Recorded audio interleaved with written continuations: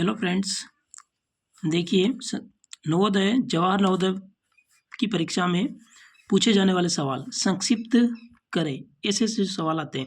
22 धन 5 सहित 1/3 गुणा 1 सहित 1/2 ऋण 9 सहित 3/5 भागित 2/5 है ना।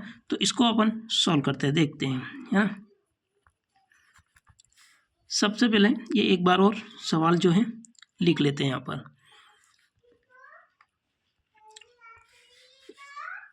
22 प्लस 5 सहित 1/3 गुणा 1 सहित 1/2 फिर ऋण का चिन्ह है 9 सहित 3/5 भागित है 2/5। तो ये सवाल जो है अब इसमें सहित वाले पहले सॉल्व कर लेते हैं। 22 वैसा वैसा ही प्लस 5 का दोनों को मल्टीप्लाई कर लेते हैं, गुणा कर लेते हैं। 5 दिया 15, 15 में 1 जोड़ दो 16, 16/3 ये है ना। ये जो है सहित हटा दिया है, गुणा अब डायरेक्टली 16/3 हो गए हैं। 2 का गुणा 1 में कर लो, 2 1 कम 2 और 1 जोड़ दो 3, 3/2 3/2। फिर ऋण का चिन्ह है 9 का 5 में गुणा कर लो, 9 पंजे 45, 45 और 3 48, यहाँ लिख दिया अपनों ने 48/5। हर की संख्या वैसी की वैसी रहेगी, है ना। पिछले वीडियो में भी मैंने बताया था हर की संख्या वैसी रहेगी, भागित 2/5।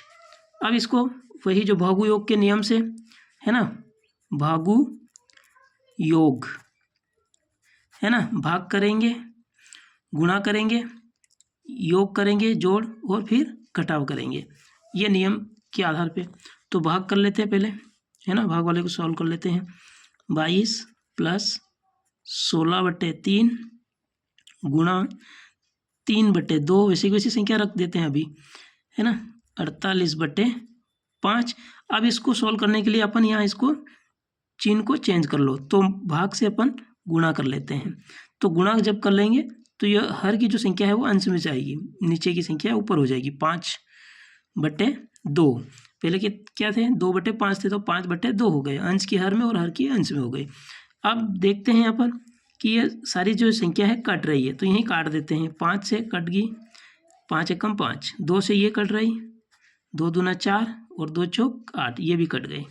ये कट रही, देखो 3 एकम 3, 3 एकम 3, ये भी कट गई। ये भी कट रही, 2 एकम 2, 2 8 की 16, ये भी कट गई, है ना। अब बचा क्या है, जो भी है बचे वो लिख लो। 22 प्लस, है ना, फिर प्लस के बाद में यहाँ जो कटी थी क्या बचा था, ये 8, यानी कि भाग देना था आपने को, है ना। तो ये काटना और भाग देना वही है। तो 8 यहाँ लिख लिया अपनों ने 8। फिर चिन्ह कौन सा है, माइनस का, यहाँ लिख दिया माइनस का। क्या बचा था यहाँ पर, दोनों से 2 से काट दिया था, तो ये संख्या बची थी 24, ये 24। देखो अब इधर कौन सी भी संख्या नहीं बची है ना। यहाँ पर 22 वैसे वैसे 8 और माइनस जो चिन्ह का भी थोड़ा ध्यान देना है आपको, ये माइनस वैसे वैसा, ऋण का चिन्ह, फिर 24 वैसे वैसे, है ना, और कोई संख्या नहीं बची है। अब यहाँ प्लस है और यहाँ माइनस है, तो ये फार्मूला मैंने पहले भी लिखवाया था कि प्लस माइनस बराबर क्या होगा, माइनस, है ना, और माइनस प्लस बराबर क्या होगा, माइनस। फिर माइनस और माइनस क्या होगा, प्लस, और प्लस